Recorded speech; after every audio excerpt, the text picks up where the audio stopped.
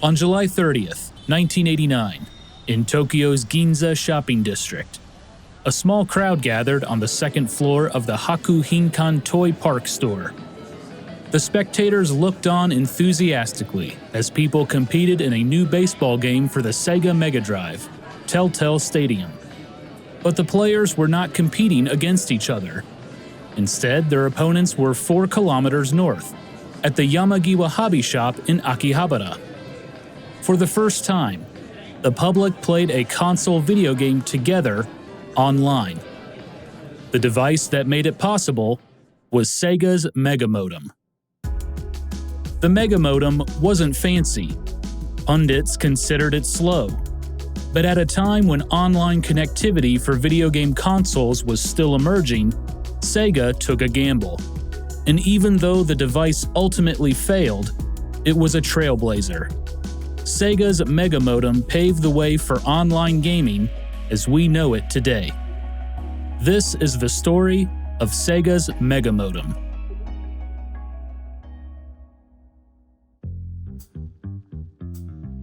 In October of 1988, Sega of Japan prepared to take on the Nintendo juggernaut. Nintendo had sold 12 million Famicom consoles up to that point, which was roughly 10% of Japan's population. The North American counterpart, the Nintendo Entertainment System, dominated its own market. 1 out of every 6 households owned the system. But Sega was confident in their new 16-bit machine, the Mega Drive. The Mega Drive promised better graphics, better sound, and more arcade-quality games. But consumers didn't bite. In half a year, Sega only sold 250,000 units. It put them in third place in the Japanese home console market, behind Nintendo and NEC. Sega needed to change its strategy. So they shifted gears and focused on new and emerging technology. Hardware attachments could transform the Mega Drive, making it feel advanced and futuristic. Sega also sought new ideas from outside companies, and in 1989, they got one. Sunsoft, the video game division of electronics company Sun Corporation, came to Sega with an idea. What if people could play video games together on the Mega Drive online? The idea of bringing a video game console online wasn't exactly new. It existed before the industry was even born. In 1967, Ralph Baer, the father of the video game console, was looking to market his brown box prototype. He thought getting the cable industry involved was a viable solution. The idea was that cable companies could broadcast an image to the console while users played the game over it. But the concept never got off the ground. Instead, Mattel became the first company to successfully get their video game console online. In 1981, they launched Play Cable for the Intellivision, which allowed users to download games to their console through the cable line. 2 years later, Atari 2600 owners got a similar service with Game Line, which downloaded games through a telephone line. But the North American video game crash of 1983 effectively killed both services. Even Nintendo had managed to bring the Famicom online. In 1988, Nintendo partnered with Nomura Securities, Japan's oldest stock brokerage firm, and released the Family Computer Network System. The included modem allowed Famicom users to check stocks, trade shares, bet on horse races, and manage their bank account. With the number of Famicoms in Japanese households, the network had the potential to be the largest in Japan. But there was one thing missing from all these services. None of them allowed people to play a video game with another player over the network. Sunsoft wanted to change that, and they had the expertise to make it happen. Their parent company, Sun Corporation, was already making modems for personal computers. Wanting to be aggressive, Sega made a deal with Sunsoft, and the Mega Modem project was underway. Sunsoft took the lead on the Mega Modem's hardware and software development, while Sega provided additional support and marketed the product. Their creation, the Mega Modem, was not a technological marvel. Even by 1989 standards, it was slow. The device had a data transfer speed of 1200 bits per second. For comparison, standard PC modems of the day had a transfer rate of 2400 bits per second. A fax machine transmitted data at 9600 bits per second. But Sunsoft did include one exciting addition. The Mega Modem had a built-in microphone and speaker, so players could talk to each other while they played. The Mega Modem plugged into the 9-pin expansion port on the back of the Mega Drive, and then hooked into a household's telephone line. With the hardware in place, Sunsoft and SEGA got to work making modem-compatible software. Sunsoft started development on the Telltale series. The series featured Telltale Mahjong and Telltale Stadium, a baseball management simulator. Meanwhile, SEGA planned a downloadable game service, the SEGA Game Library. For a subscription fee, users could temporarily download and play games on the Mega Drive. Meanwhile, across the Pacific Ocean, SEGA of America prepared to launch the North American version of the Mega Drive, the Genesis. SEGA of Japan sent over peripherals and game suggestions for the upcoming launch. Included among them was the Mega Modem. The modem seemed like a good fit for the North American marketing strategy, which highlighted arcade-quality software and the advanced technology of the console. But the modem needed a new name. Once we had settled on Genesis, I had to name the peripherals and accessories. The name came to me rather quickly. My train of thought, modem, plug into telephone line. Genesis, telegenesis. Rolled off your tongue easily, sounded good, reminded me of telegenic. Easy to trademark. Telegenesis it is. Al Milson, SEGA of America. In June of 1989, SEGA of America announced their 16-bit Genesis console at the Summer Consumer Electronics Show in Chicago. They planned a fall release with a retail price of around $200. SEGA also demonstrated the Telegenesis modem with Telegenesis Baseball, a localized version of Sunsoft's Telltale Stadium. Attendees watched as SEGA demonstrated the game. One player's screen showed the batter, while the other showed the pitcher and fielders. The media was impressed. One reporter called the Telegenesis modem SEGA's niftiest accessory. The Miami Herald called it a breakthrough. They wrote, "Nintendo has been talking about this idea, but SEGA actually announced it." But not everyone was captivated. Electronic Gaming Monthly expressed skepticism that the modem could allow smooth gameplay of fast-paced arcade games. They stated, "If the unit enables you to play Altered Beast with another friend across phone lines, the concept becomes a bit more viable." There was also the question of cost. SEGA of America was never firm on the price of the modem. Reports said it would cost anywhere from $50 to $100. Then there was the added fee of playing games over the telephone line. The Courier News warned users not to show mom the phone bill. Still, the Telegenesis modem was a vital component of SEGA's marketing campaign for the Genesis. Early advertisements featured the system, the power-based converter for playing Master System games, a selection of software titles, and the modem, with the tagline, "Your world will never be the same." SEGA of America planned to release the Telegenesis modem in the first quarter of 1990. This would give SEGA of Japan time to work the kinks out after their planned launch in November of 1989. Back in Japan, SEGA and Sunsoft were ready to test the modem. In September of 1989, they sent out modems to a limited number of people, dubbed Mega Monitors. Testers used the modem and played games online for a few weeks in exchange for feedback. It did not go well. People complained of lag during gameplay, difficulty connecting to opponents, and a lack of compatible software. Electronic Gaming Monthly caught wind of the test and reported that the Mega Modem was little more than a high-priced headache. With the feedback, SEGA and Sunsoft agreed to delay the release. They wanted to fix the issues and develop more software for the modem. Their new target release date was June of 1990. Meanwhile, SEGA of America continued to market the Telegenesis modem. At the 1990 Winter Consumer Electronics Show, SEGA demonstrated the modem again with Telegenesis Baseball. They also announced Cyberball, a futuristic football game that would be compatible with the modem. Even other companies got in on the modem hype. Spectrum Holobyte announced they were porting Falcon, a flight simulator, and Vet, a racing game, to the Genesis. Both titles would work with the Telegenesis modem. Sega Genesis advertisements continued to tease the modem as well. Ads featuring Golden Axe and Phantasy Star 2 both highlighted the Telegenesis. With the release date delayed in Japan, Sega of America pushed back their date to simply later this year. When June of 1990 rolled around, Japanese gamers anticipated the arrival of the Mega Modem.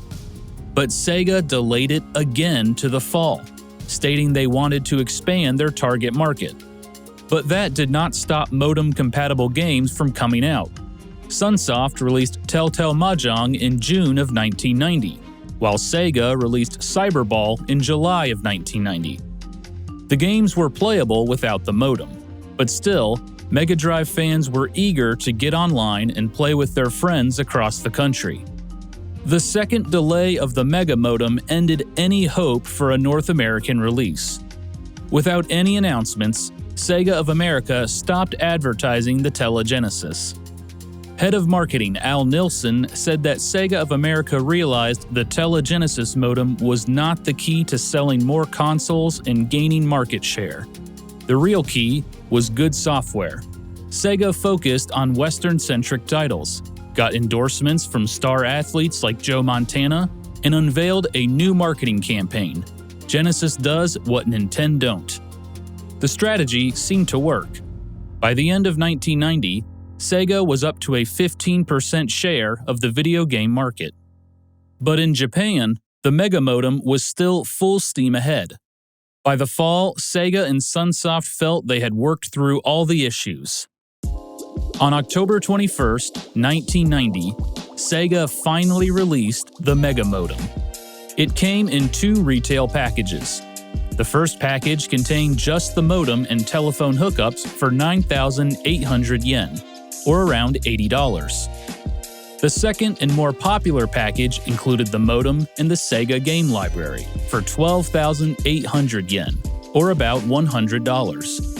Sega knew the modem was a gamble. Nintendo's Famicom modem was not exactly selling gangbusters.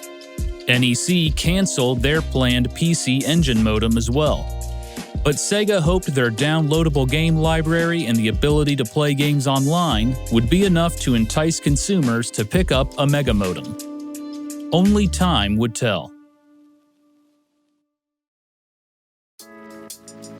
At launch, the Mega Modem had 3 compatible titles: Telltale Mahjong, Cyberball, and Telltale Stadium. In the end, only 7 compatible games were released, noted by a modem symbol on the cover. Like some of their other hardware peripherals, Sega never seemed to fully commit to the Mega Modem, making developers hesitant to create software.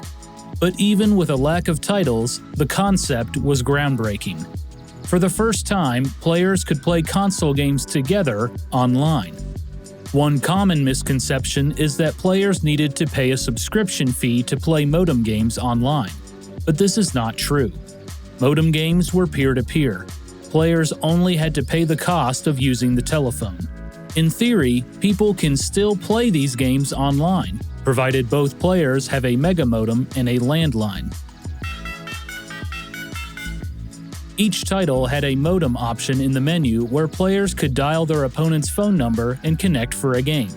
Most games also included a conversation mode, where users could talk to their opponent using the built-in microphone and speaker. But according to Beep Mega Drive magazine, it was a bit of a pain to actually get connected to someone. Along with the slow connection speeds, both players had to confirm the connection within 1 minute of each other, or it would automatically disconnect. Sega had plans to create a host server that would automatically match a user with a random opponent, but the Mega Modem did not last long enough for that to happen. As the creator of the modem, Sunsoft took the lead in software development. Out of the 7 games released, 3 were from Sunsoft. Sega even gave Sunsoft permission to make their own cartridges, so their games looked slightly different from a standard Mega Drive game. Their first game was Telltale Mahjong. It was released in June of 1990, a full 4 months before the Mega Modem came out. As the name suggested, it allowed you to play mahjong against the computer or a friend online. As a turn-based game, it worked well with the modem's slow transfer speed. A month later, SEGA of Japan released Cyberball, a port of the Atari game's arcade game. SEGA of America planned to make Cyberball a launch title with the Telegenesis. When the Telegenesis got cancelled, SEGA still released the game in North America and simply hid the modem menu option. Cyberball was one of the few modem titles to have active online gameplay. Given the Mega Modem's limitations, it worked surprisingly well. On the Mega Modem's launch day, Sunsoft released their second modem game, Telltale Stadium. SEGA planned to release the game in North America as Telegenesis Baseball, but never did. Telltale Stadium looks like a baseball game, but is more of a management simulator. Players do not control batters, pitchers, and fielders. Instead, they set their lineup, adjust strategies, and manage their roster. The computer then simulates the games. Again, Sunsoft designed the game with the modem in mind. With little interaction during the game, it accommodated the modem well. In April of 1991, Sunsoft released their third and final modem game, Shikinjo, also known as Forbidden City. It's a puzzle game where players pushed mahjong tiles around a level to get to the exit. The modem functionality allowed users to create levels and send them to their friends. In June of 1991, SEGA released a Mega Drive version of System Soft's famous World War II strategy series, Advanced Daisen Ryaku. The modem allowed players to wage war against each other online. After Advanced Daisen Ryaku, news of upcoming modem-compatible games was practically non-existent. SEGA did claim their upcoming shoot-'em-up game, Biohazard Battle, would support the modem. However, they never specified how it would work. Upon release, Biohazard Battle had no modem functionality. In 1992, the Mega Modem was on its last leg, but users finally got a new title. It was called GoNet, an online service where players could compete against others in the board game Go. In 1994, another Go service came out called Sansan that required a proprietary version of the Mega Modem that supported faster speeds. It's considered one of the rarest games on the Mega Drive. The lack of titles did not give people much of an incentive to purchase a Mega Modem. The bigger draw was Sega's downloadable game service, the SEGA Game Library.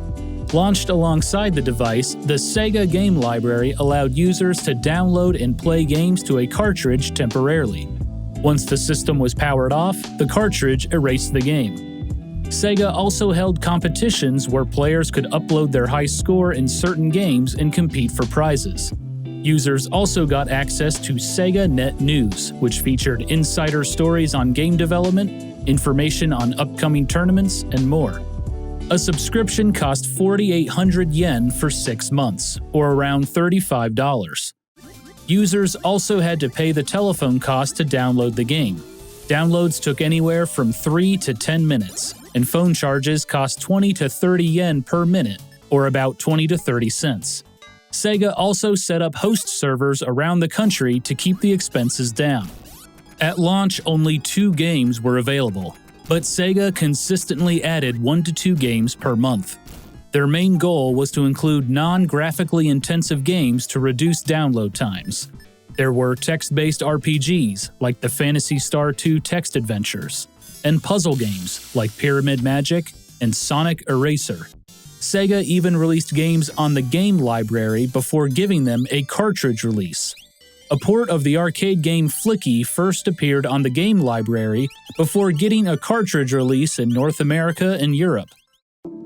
SEGA pitched the Game Library as a convenient alternative to the Famicom Disk Writer. This kiosk let Famicom Disk System owners rewrite games to their disks for 500 yen. The Game Library was a bit more expensive, but it was much more convenient, as people didn't have to leave the house to use it. Unfortunately for SEGA, the service did not catch on. At its peak, the SEGA Game Library had just shy of 10,000 users. People used the Mega Modem for non-game related services as well. In April of 1991, Nikon Sports, a sports news publication, released Pro Yaku Van. This cartridge allowed users to see the results of professional baseball games in real time. Users could also view rosters, see up-to-date stats and standings, and even download and watch recreations of entire games or specific innings. The Mega Modem also had financial services. Mega Answer allowed users to connect to their bank and check their balance, view transaction history, transfer money, view loan information, and more. Answer was not a misspelling. It stood for Automatic Answer Network System for Electronic Request. Nippon Telegraph and Telephone ran the service, and it first launched in 1981. Mega Answer was simply the Mega Drive version of the service. Some companies released their own cartridges for at-home services, such as Osaka Bank, Bank of Nagoya, and Sumitomo Life Insurance. The Mega Modem was only the beginning. SEGA wanted to turn the Mega Drive into a full-fledged computer. In their Mega Answer advertising, SEGA offered a thermal printer and a number pad for easier typing. The entire setup, a Mega Drive, modem, number pad, Mega Answer cartridge, and printer, cost a whopping 72,800 yen, or around $575. And SEGA didn't stop there. They teased an art tablet, a disk drive, and a keyboard. SEGA even had plans to make a Mega Fax modem, but these other peripherals never saw the light of day. SEGA scrambled to help the Mega Modem find its market, but it seemed like nothing could save it.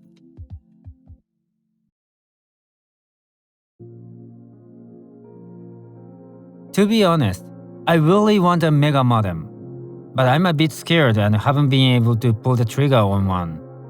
There aren't nearly enough compatible games, at only 5, and the game library isn't too great, at least for now. I think a lot of users were predicting this even before it launched. SEGA has a bit of a history of burying their own peripherals, and this causes users to be somewhat afraid to get them. But I don't want to see the same thing happen to the Mega Modem. MatsuchiからOsaka, Japan. By the fall of 1992, the outlook for the Mega Modem was bleak. The device and its associated services didn't make much money. SEGA called the profits insignificant. Plus, the technology was still emerging. SEGA and Sunsoft received many technical support calls about the modem, and users complained about the slow download speeds and inconsistent connections. There was also the high cost. All telephone calls in Japan, even local ones, were billed by the minute. Long-distance calls cost even more. And if users were playing with someone locally, it would be a lot cheaper for them to meet up in person. It was a big reason video game modems failed to take off at the time. The SEGA game library was also in decline. With only 3,500 active users, SEGA felt it was time to shut it down. In September of 1992, SEGA announced the end of the game library service and offered anyone who recently signed up a full refund. With no future games in sight and the game library closing shop, the Mega Modem was basically dead. The final nail in the coffin was the 1993 release of the Mega Drive 2. SEGA removed the 9-pin expansion port on the back, making it incompatible with the Mega Modem. The modem was no longer in the company's plans. But the death of the Mega Modem did not signal the end of online console gaming. SEGA learned a lot from their mistakes with the Mega Modem and kept pursuing online connectivity. In 1994, SEGA tried again with SEGA Channel. Released in Japan, North America, and a few European countries, SEGA Channel allowed Genesis and Mega Drive owners to download and play games for $12.95 per month. The service lasted for 4 years and, at its peak, had more than 250,000 subscribers. Other companies threw their hat in the ring as well. X-Band was a 2400 bit per second modem for the Genesis and Super Nintendo that allowed users to compete online. It even included matchmaking services, a first for home consoles. By the late 90s, modem technology had come a long way. The ability to bring a video game console online only got more accessible. In 1998, SEGA released their final home console, the Dreamcast. For the first time, a modem was built right into the console to support online play. Online capabilities soon became a standard of home console releases. It's easy to dismiss the Mega Modem as another failed SEGA hardware accessory, but the device was a significant step forward in the video game industry, and it opened a world of possibilities. In April of 1992, readers of Beep Mega Drive wrote in to the magazine, offering up new ideas for the modem and the SEGA game library. Many of their suggestions are now a reality. New scenarios and maps for strategy games, downloadable game demos, roster updates for sports games, the ability to download, play, and keep any game on the system. SEGA's Mega Modem was not a success, but it was ahead of its time. Funding for Gaming Historian is provided in part by supporters on Patreon. Thank you.